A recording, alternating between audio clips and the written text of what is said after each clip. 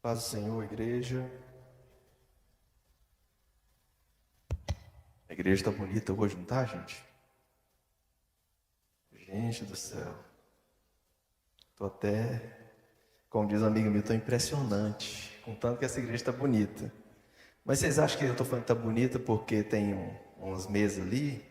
Tá bonita porque você está aqui nessa noite. Cada um dos que estão aqui deixa essa igreja mais bonita. A irmã Helena brincou, falou assim, eu fiquei achando que você poderia até não vir, né? Ficar para lá. Eu falei, não fico não, irmã Helena. Para começar, tem meus meninos aqui, tem esposa e tem a igreja Essência de Vida. Não dou conta de viver longe desse povo, não. Né? Não consigo viver longe de vocês. Então, sempre que eu vejo cada um de vocês aqui, me alegra muito. Eu fico feliz. A igreja está realmente mais bonita porque cada um de vocês está aqui nessa noite. Né? E não é por causa de números, não. É porque o propósito da igreja é reunir pessoas com o intuito de adorar a Deus. Eu sei que você veio com o intuito de adorar a Deus, com o intuito de entregar a sua adoração, de receber de Deus também palavras de conforto, de consolo. E enquanto os louvores eram ministrados, eu sei que Deus ministrou na sua vida, e eu espero que eu não atrapalhe o que Deus tem para fazer nessa noite, através da palavra dele.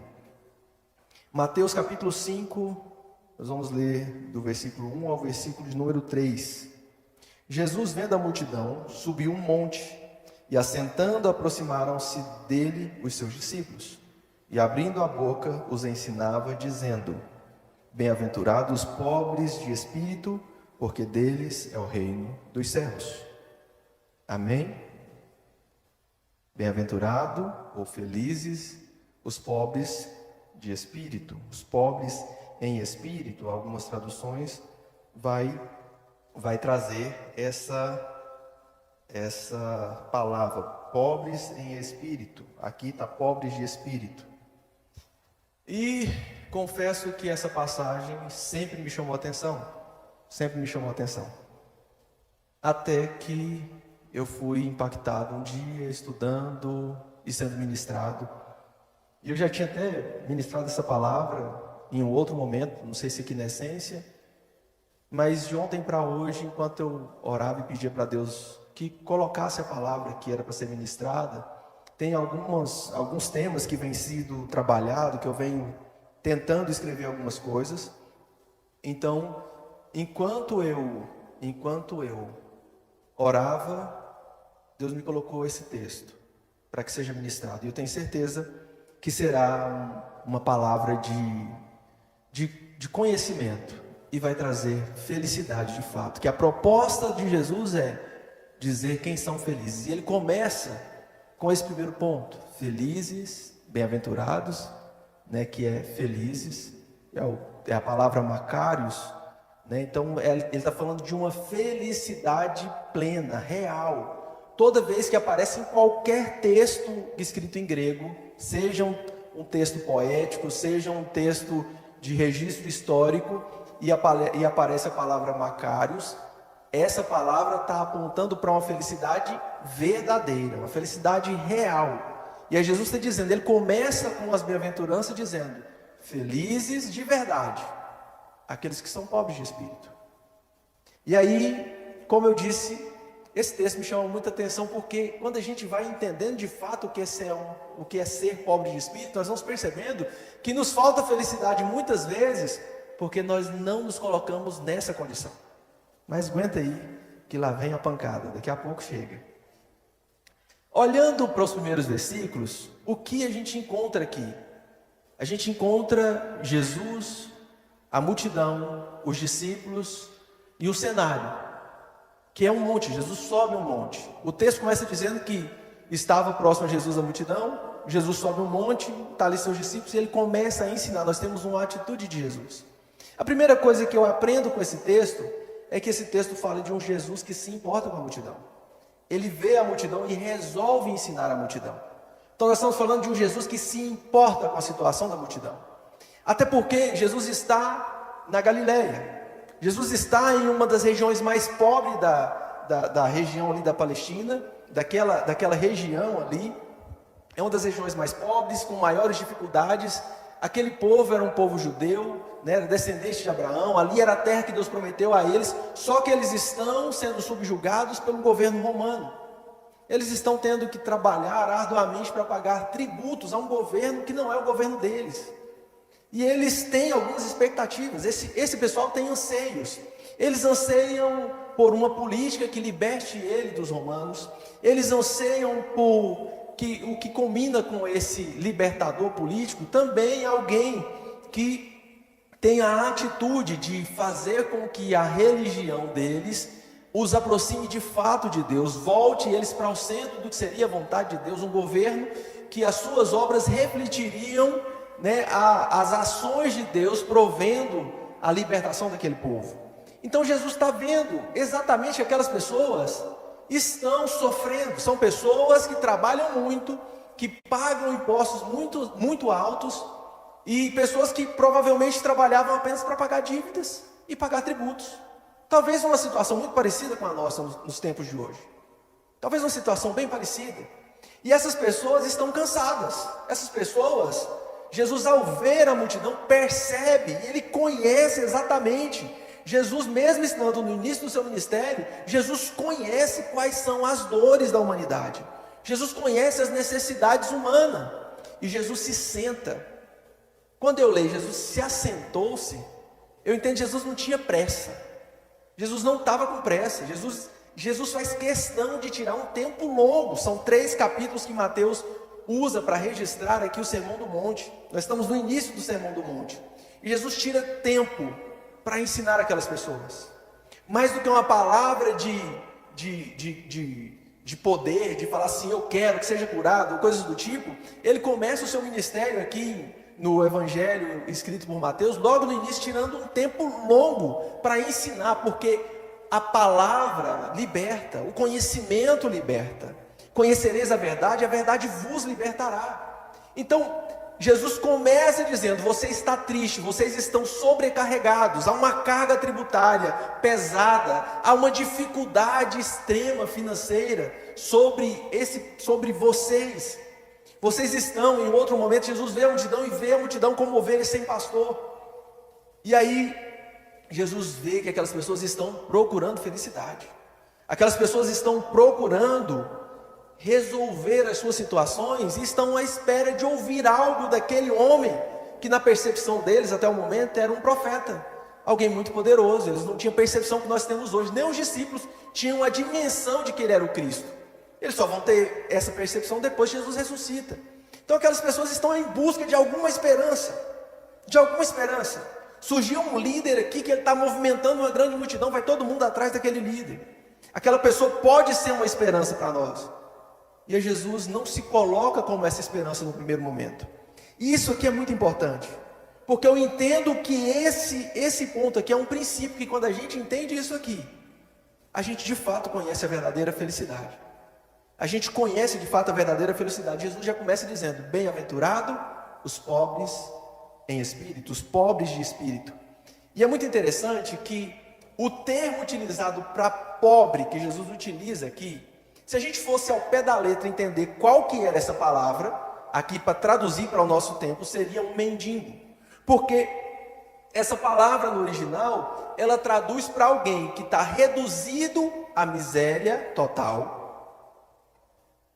que não tenha nenhum meio de subsistência, ou seja, não tem nem recursos financeiros e nem pessoas a quem ela possa recorrer.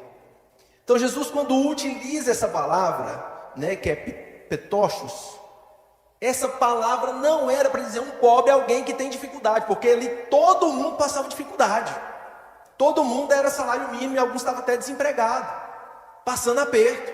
Então Jesus não está falando desse que passa dificuldade financeira, ele está falando de alguém, e entenda bem isso aqui, ele está falando de alguém que não tem recurso nenhum, e não tem ninguém por ele.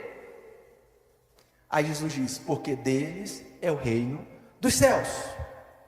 Porque deles é o reino dos céus. Sabe o que é interessante nisso aqui? Imagine a seguinte questão. Qualquer tanto que eu acho que eu tenho, qualquer força mínima que eu acho que eu tenho, o que vai acontecer comigo? Eu vou querer fazer. eu vou querer realizar. E aí Jesus está dizendo, enquanto você está querendo realizar, você nunca vai ver Deus governar na sua vida. Deus só governa, porque o reino de Deus é onde Deus governa. Deus só governa aonde Ele é 100%. Enquanto você age, enquanto você acha que tem força, que tem recursos, que tem habilidades, enquanto você acha isso, você vai continuar tentando e sofrendo. Você vai continuar tentando e achando que está difícil. Você vai continuar tentando e sentindo o peso, porque as coisas não vão acontecer do jeito que você imagina. A sua força é pequena demais. O seu conhecimento é pouco demais. As influências que você tem não é suficiente para resolver o seu problema. E a prova disso é que eu e você estamos envolvidos em problemas que tiram o nosso sono. Nós estamos envolvidos em situações que nos angustiam, que nos deixam angustiados. Talvez seja só comigo, talvez não seja com você. Mas eu me vejo muitas vezes em situações que eu estou extremamente angustiado. Por quê? Porque eu estou tentando olhar na minha ótica como eu vou fazer, qual o recurso que eu tenho para realizar. Mas Jesus está dizendo, bem-aventurado os pobres, porque deles é o reino dos céus. Porque é nessa situação que Deus começa a governar. E aí, nós aprendemos aqui 3 lições que são importantes, pelo menos para mim foi importante nessa passagem. A primeira é que essa pobreza, que não se resume a dinheiro, é sobre reconhecer a minha limitação. E por que há uma limitação? Porque desde a queda, a humanidade virou as costas para Deus. Desde a queda, o ser humano tenta achar uma forma de escolher os seus caminhos, de fazer suas escolhas. A proposta do Éden era, não, se você comer desse fruto, você vai escolher entre o que é bom e mal para você. Então toda vez que eu acho que eu tenho recursos para fazer, que eu acho que eu tenho capacidade de fazer algo e eu vou por conta própria, eu estou voltando lá no Éden e dizendo, não preciso consultar a Deus, eu sei o que é bom para mim, eu sei quais passos tomar. Eu posso comprar esse carro tranquilo sem consultar a Deus, é só um carro. E aí daqui a pouco você começa a ter problemas com esse carro, começa a ter dor de cabeça, começa a ter uma série de dificuldades, que talvez se você tivesse orado, Deus teria direcionado você. Quando eu entendo que eu não tenho capacidade para nada, que eu preciso ser totalmente dependente de Deus. Eu preciso ser plenamente dependente de Deus. É reconhecer que eu não tenho nem recursos e nem ninguém para que possa me ajudar. Quando eu entendo isso, quando eu entendo que a condição minha, por causa da queda, me deixou nessa condição, nessa situação de pobreza e miséria total, a ponto de não conseguir ter capacidade e nem recursos para nada, eu preciso recorrer a Deus. Eu vou ter que recorrer a Deus. E é sobre isso. A partir dessa constatação, a segunda lição que aprendemos. Precisamos reconhecer a nossa reconhecer que toda ação iniciada em mim, a partir dessa constatação primeira, eu preciso reconhecer que toda ação iniciada em mim e através de mim vai fracassar. Toda ação que começa no homem, que começa no ser humano, ela vai fracassar. A gente tem um exemplo desde Babel. Babel era justamente o homem tentando chegar ao céu por esforço próprio. E o resultado é confusão. O resultado é confusão, fracasso. Às vezes nós tentamos, tem vezes, irmãos, que de forma sutil, o diabo trabalha em certas situações para que você, com uma justificativa espiritual, para que eu também, com uma justificativa espiritual, a gente comece a buscar algumas coisas. Nós às vezes até buscamos caminhos que são conhecidos da religião, como oração, consagração, mas na expectativa de que Deus seja manipulado, para que a gente alcance o céu, mas não para que a gente seja alcançado pelo céu. E o movimento em que Deus governa é justamente onde eu entendo que o meu lugar é o lugar de buscar apenas, é o lugar de buscar fazer oração, em que Jesus ensina aqui no Sermão do Monte.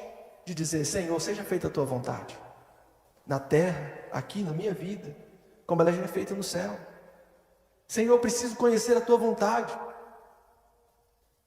E boa parte das nossas orações, nós gastamos ela tentando convencer a Deus, para que Deus conheça a nossa vontade e realize os planos que nós elaboramos. Muitas vezes, quando enfrentamos algumas dificuldades, é como se nós estivéssemos dizendo para Deus: Deus, se eu estivesse aí no trono, estaria melhor a situação. Porque parece que o Senhor não está vendo, parece que o Senhor não está percebendo as dificuldades que eu tenho enfrentado. Então, às vezes, até quando buscamos algo relacionado a Deus, nós estamos buscando de forma equivocada. Não uma busca de dependência total, uma busca na qual somos capazes de dizer: Senhor, seja feita a tua vontade e não a minha. Então Jesus está dizendo a esse povo: vocês querem ser felizes de verdade? Vocês querem ser felizes de verdade? Então é preciso esvaziar. Quando eu, de fato, estou disposto a buscar a verdadeira felicidade, eu também devo estar disposto, que é o terceiro ponto, a esvaziar-se de mim mesmo, das minhas expectativas. E eu preciso confiar plenamente em Deus. E é aqui que está o segredo. Porque nós só perdemos o sono porque nós estamos tentando, na nossa incapacidade de resolver, nós estamos tentando resolver.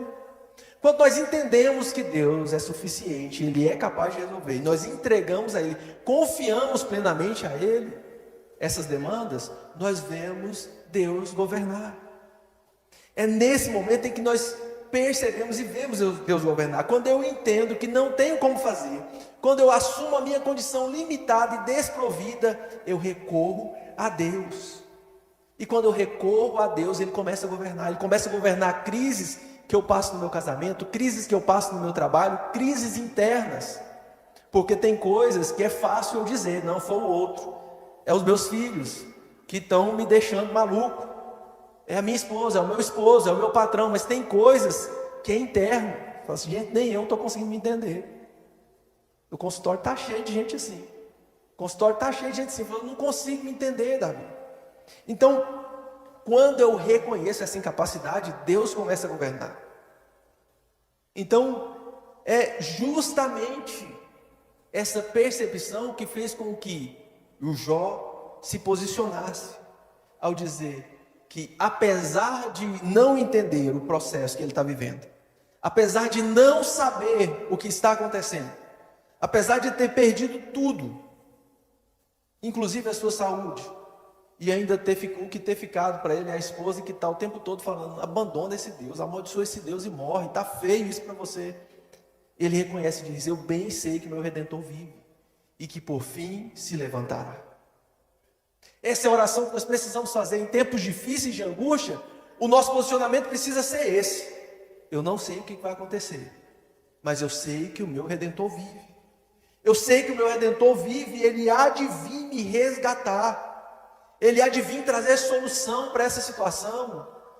Ele vai governar, Ele vai continuar governando. Eu vou ver a ação do governo dEle. Eu vou poder de fato reconhecer a felicidade plena, porque Deus governa. Porque o reino do céu pertence a mim. Eu estou sendo governado por Ele, e eu sei que esse governo vive. Aleluia. Uma das coisas que me chama a atenção no texto bíblico, uma das coisas que me chama a atenção, na carta em que o anjo manda João escrever às igrejas do Apocalipse, as igrejas da Ásia. A igreja de Laodiceia era uma das igrejas que ela é apresentada como uma igreja que tem recursos. Eles se viam como uma igreja que tinha muito ouro, que tinham boas vestimentas, que tinham vestimentas finas e ricas. Mas o que Jesus diz a essa igreja, ela precisa mexer e precisa ecoar nos nossos corações. Porque fica nítido na fala de Jesus a exata expressão do que acontece quando a gente acha que tem recurso, quando a gente acha que tem capacidade para fazer. Ele fala assim: olha, você é pobre, cego e nu. Você acha que tem recurso, mas seus recursos não servem para nada. Você acha que tem riqueza, mas você é pobre. Você acha que está bem vestida e você está nu. não é nem com roupas ruins, você está nu. Porque a verdadeira riqueza e as verdadeiras vestimentas não faz parte do que é essencial para vocês. Vocês estão confiando em recursos de vocês. E aí Jesus diz o seguinte: eis que estou à porta e bato. Quantas vezes eu ouvi esse texto achando ser um texto de evangelismo para quem não é crente? Não, é escrito para uma igreja, para gente que é crente e está confiando nos seus recursos, está confiando no que está na sua mão. E aí Jesus está dizendo para ele: eis que estou à porta e bato. Você está achando que está tudo certo e eu estou do lado de fora. Você não está vendo eu governar, você não está vendo o meu agir, porque eu estou de fora. Você resolveu cuidar da sua vida, cuidar da sua igreja, e do jeito que você bem entende, e eu fiquei do lado de fora. Essa palavra precisa impactar-nos, ela precisa mexer conosco. No que o Senhor tem ficado de fora, em quais áreas da nossa vida, em quais situações que eu tenho perdido, às vezes, a esperança, ou às vezes até acho que está tudo bem, mas Jesus não está agindo, não está atuando. Então, essa palavra precisa mexer conosco, ela precisa tocar os nossos corações e fazer com que a gente reflita como nós temos vivido e o porquê que em muitas situações nós nos sentimos angustiados. Eu sei que cada um passa situações distintas, e eu sei que você já deve estar pensando aí nas situações que tiram a sua paz. Eu sei que você está pensando em situações que tiram o sono, que deixam você preocupado. E se você fizer uma análise sincera, você vai perceber que você tem tentado resolver do seu jeito. Você tem tentado resolver do seu jeito. Se você tem ouvido para ouvir, ouça o que Deus tem para dizer para mim e para você nessa noite. Essa palavra é só para quem tem ouvidos para ouvir. Quem tem ouvidos para ouvir, ouça. O seu futuro, a sua família, os seus filhos, o seu cônjuge, o seu emprego, o seu futuro profissional, as suas finanças deixarão de ser um problema para você, deixarão de ser uma preocupação, e você encontrará felicidade e paz plena. Sabe quando? Quando você entender, quando eu e você entender a nossa incapacidade, as nossas limitações, e quando a gente deixar Deus governar esse futuro, essa família, esse cônjuge, os filhos, emprego, finanças, projetos.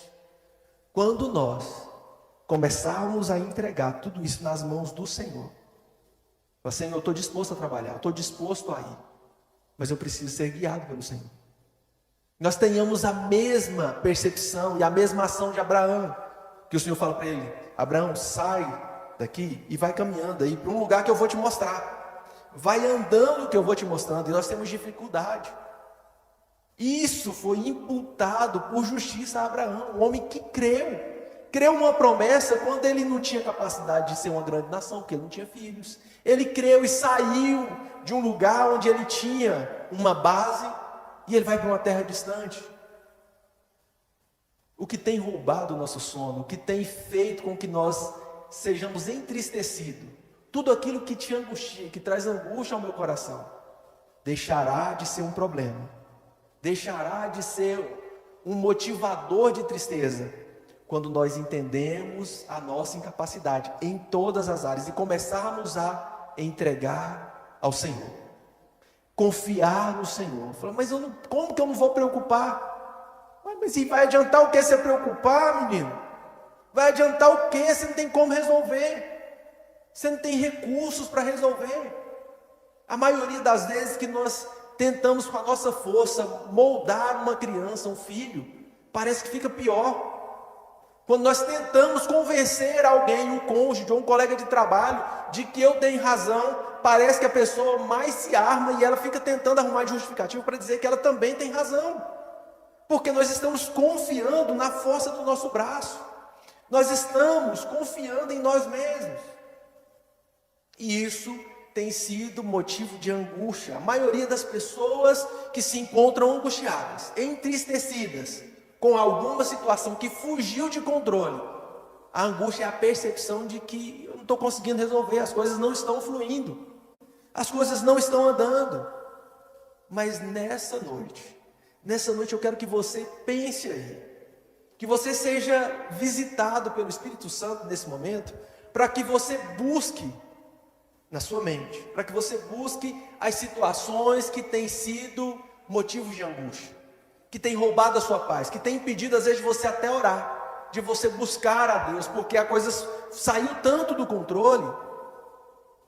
Às vezes é um filho que está fora da igreja, você já fez de tudo quanto é coisa, você já falou, você já ameaçou, você já falou, você vai para o inferno, né? Já usou tudo quanto é texto bíblico, você tentou do seu jeito de diversas formas, e você olha e fala assim: Deus, não tem capacidade para resolver isso aqui. Eu não tenho capacidade. Você está angustiado, mesmo reconhecendo que não está conseguindo. Às vezes você ainda está tentando fazer, você ainda está buscando como fazer, quais estratégias fazer. Às vezes a porta de trabalho que você espera, ou você tem trabalhado tanto, trabalha muito, e parece que as coisas não andam, parece que as coisas não saem do lugar. E aí você pensa assim: meu Deus, parece que eu estou orando pouco. Não é que você está orando pouco, não, é porque você está confiando nos seus planos. Você não tem buscado naquele que tem poder para governar todas as coisas, e você não tem deixado ele governar essas questões. Eu não sei qual tipo de situação que tem trago angústia ao seu coração. Eu não sei. Mas o fato é que sempre há alguma coisa que o diabo tem utilizado. Sabe por quê, irmãos? Isso é distração. O diabo vai usando essas coisas para nos distrair, tentando querer demonstrar que nós temos capacidade. Vai e resolve, né? Você é filho de Deus, transforma esse negócio aqui. Você é filho de Deus, pula daqui de cima, vai lá, faz o seu jeito, resolve. O tempo todo ele está tentando criar situações para que nós sejamos aprisionados, para que nós ficamos aprisionados numa angústia, para que nós ficamos aprisionados na falta de esperança diante de certas situações. Mas a nossa esperança está no Senhor, naquele que governa céus e a terra, e naquele que quer governar a situação que você está vivendo difícil. Eu não sei qual que é o tipo de situação, mas o fato é que esse mundo é um lugar de aflições. Quando nós nos esquecemos, ou quando nós não olhamos para aquele que governa céus e terra, e nós tentamos assumir um pouco esse controle, esse governo, nós vamos nos definhando, nós vamos sofrendo. Então, na autoridade do nome de Jesus, nessa noite eu quero que você busque aí tudo aquilo que tem roubado a sua paz, tudo aquilo que tem te angustiado, qualquer situação que tem roubado a sua paz, que tem tirado o seu sono, seja de qual ordem for. Às vezes são coisas bobas, e tão bobas, mas rouba a paz, tira o sono. E nessa noite eu venho na autoridade do nome de Jesus dizer que basta. É noite de reconhecer que nós somos incapazes de lidar com essas situações, mas nós temos um Deus que governa os céus e a terra, e Ele quer trazer esperança, paz, alegria, felicidade plena, felicidade real. E sabe o que é a felicidade real? É ver o problema e dizer: eu não sei como vai ser resolvido, mas Deus vai resolver. Eu não sei de que forma, mas eu sei que o meu Redentor vive, e que por fim há de se levantar sobre a terra. Eu não sei como, mas vai acontecer, porque não cabe a mim saber como, dizer como, descrever como, mas cabe a mim confiar. Cabe a mim entender a minha incapacidade, reconhecer que eu não tenho capacidade de fazer, de mudar, de realizar. Mas Deus, quando eu reconheço isso e saio de cena, Deus começa a governar. Eu verei o reino dos céus, eu pertencerei a esse lugar onde Deus governa. Bem-aventurados os pobres em espírito, porque deles é o reino dos céus. É noite de tomar posse, de dizer: é meu, o reino dos céus é meu, porque eu saí de cena, estou deixando Deus governar essa situação que tem me entristecido, que tem me deixado angustiado. Eu quero que você pense, e nós vamos orar. Nós vamos orar, porque você vai dormir nessa noite em paz. A situação vai vir na sua mente, aquilo que te preocupa, que te entristece, vai vir na sua mente, e você vai dizer: eu já não estou mais em cena, eu já entreguei para o meu Deus. eu já entreguei para aquele que pode, eu já entreguei para aquele que recebeu todo o poder nos céus e na terra. Está nas mãos do meu Senhor. A hora que você for deitar, que você sair daqui, onde quer que você esteja, que vier essa preocupação, que vier essa crise existencial, você vai dizer: não está mais comigo, eu já entreguei para o meu Senhor. É noite da gente tomar posse. Pai, nesse momento eu te apresento a tua igreja, apresento, Senhor, as nossas vidas. O Senhor conhece o nosso coração, o Senhor conhece todas as situações que têm nos roubado a alegria, toda situação tem tirado o foco, Senhor, da confiança no Senhor. Nós deveríamos estar olhando para Ti, na certeza de que o Senhor perdoou os nossos pecados, de que o Senhor escreveu o nosso nome no livro da vida, e que o Senhor está cuidando de nós, que o Senhor está cuidando de nós muito melhor do que o Senhor cuida de pássaros, de lírios do campo. Mas nós ainda estamos, Senhor, presos, tentando resolver coisas do nosso jeito, sendo enganados pelo maligno, que diz para nós o tempo todo: vai, faz, resolve, você não precisa esperar por Deus. E isso tem nos aprisionado, isso tem gerado angústia, isso tem gerado sobrecarga sobre os teus filhos, Senhor. Mas nessa noite, mediante a tua palavra, mediante o que foi ministrado aqui nessa noite, Senhor, e na autoridade do nome de Jesus, Senhor, que nós possamos entregar, deixar aos pés da cruz tudo aquilo que nos angustia, tudo aquilo que nós olhamos e gera dor, e gera sofrimento, porque nós olhamos e não vemos capacidade, nós não vemos caminho, mas nós cremos, Senhor, que nas Tuas mãos o Senhor abre caminho onde não há caminho, o Senhor abre, Senhor, portas onde não há porta, o Senhor cuida das nossas emoções. E nesse momento, Senhor, eu te peço, visita os corações do Teu povo, visita o coração da Tua igreja, Senhor, aquele que está angustiado, que está preocupado, que eles possam sair daqui em paz, na certeza de que o Senhor é o Deus que cuida, o Senhor é o Deus que cura, o Senhor é o Deus que realiza milagres, o Senhor é o Deus que visita o coração do homem e muda sentenças e muda pensamentos, ó Deus. O Senhor é quem convence, não somos nós que convencemos ninguém, não somos nós que temos capacidade de mudar ninguém, mas o Senhor é o Deus que muda corações. Deus, eu te apresento, Senhor, os familiares de cada um dos que estão aqui, pessoas que têm filhos longe dos teus caminhos, isso angustia os teus filhos, mas eu te peço, Senhor, que eles sejam visitados pela Tua paz, e na certeza que é o Teu Espírito Santo que convence o coração do homem, do pecado e do juízo que há de vir. Senhor, eu te apresento, Senhor, aqueles que estão preocupados com a vida financeira, que eles tenham a convicção que é o Senhor que abre portas, e eu declaro portas abertas, Senhor, para o Teu povo. Eu declaro, Senhor, vida abundante e próspera para o povo Teu, ó Pai. Senhor, eu te apresento, Senhor, todo tipo de distração que tem nos tirado, Senhor, do foco, de olhar para Ti, de confiar em Ti, em nome de Jesus, que caia por terra, que caia como as escamas caíram dos olhos de Paulo, Senhor, e que nós possamos contemplar a Ti, contemplar a esperança em Ti, contemplar a luz, Senhor, que vem de Ti, e que nos dá esperança, e que nos direciona, e que nos aponta o caminho por qual devemos seguir, Senhor. Essa é a nossa oração que fazemos em o nome de Jesus, Senhor, e nós tomamos posse, Senhor, nós tomamos posse de um tempo de alegria plena, de alegria completa, de alegria real, no tempo em que o Senhor governa as nossas vidas e governa cada uma das áreas da nossa vida, Senhor, em nome de Jesus, em nome de Jesus. Pastor.